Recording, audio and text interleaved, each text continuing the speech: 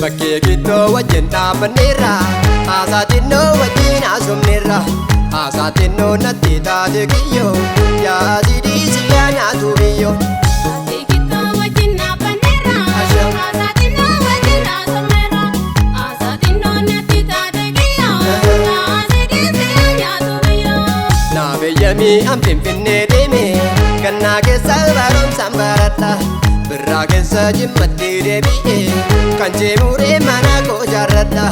Muka muree mana koo jaarrannaan ansiin fuudhaa ati na jaallanna. Muka muree mana koo jaarrannaan ansiin fuudhaa ati na jaallanna. Alaan jimmatti deebina alaan nuffisi laaladha. Alaan ati na jaallanna alaan anis jaalladha. Alaan ijaarrannaa malee an jaallisee maaban kan jeemura. Jimmitti koo si jaallannaa malee si barbaacha maaban sadii bula.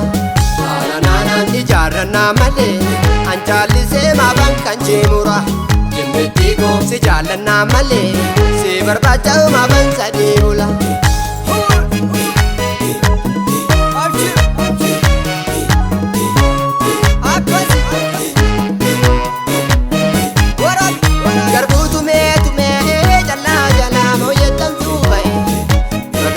Jimmatti gaafotoo andaasumaan ija keessu sa'e. Garbuu tumee callaa jalaa mooyettan suufa'e. Magaalaa Jimmatti gaafotoo andaasumaan ija keessu sa'e.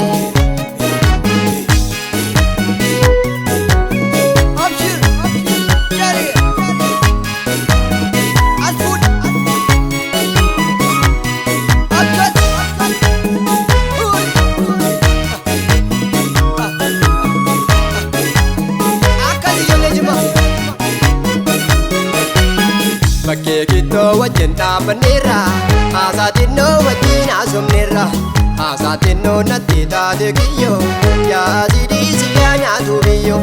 Bakkee giddoo wajjin dhaabbanneerra haasaaxinnoo wajjin haasofneerra haasaaxinnoo natti taate kiyyoo yaadii siyaa nyaatu biyyoo. Naabeeyyamii an Finfinnee deeme gannaa keessa barumsaan baradha. Birraa keessa jimmatti deebi'ee kan jeemuree mana koo jaarradha. Muka muree mana koo jaarrannaan ansiin fuudhaa ati na jaallanna. Muka muree mana koo jaarrannaan ansiin fuudhaa ati na jaallanna. Alaan jimmatti deebina alaan nuffisi laaladha. Alaan ati na jaallanna alaan anis jaalladha. Alaan ijaarrannaa malee an jaallisee maaban kan jeemura. Jimmitti koo si jaallannaa malee si barbaacha maaban sadii bula. Alaan ijaarrannaa malee an jaallisee maaban kan jeemura.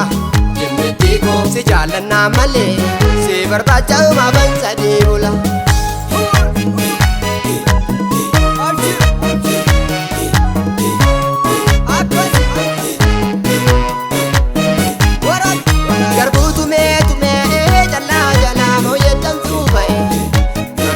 Jimmatti gaafotoo andaasumaan ija keessu sa'e.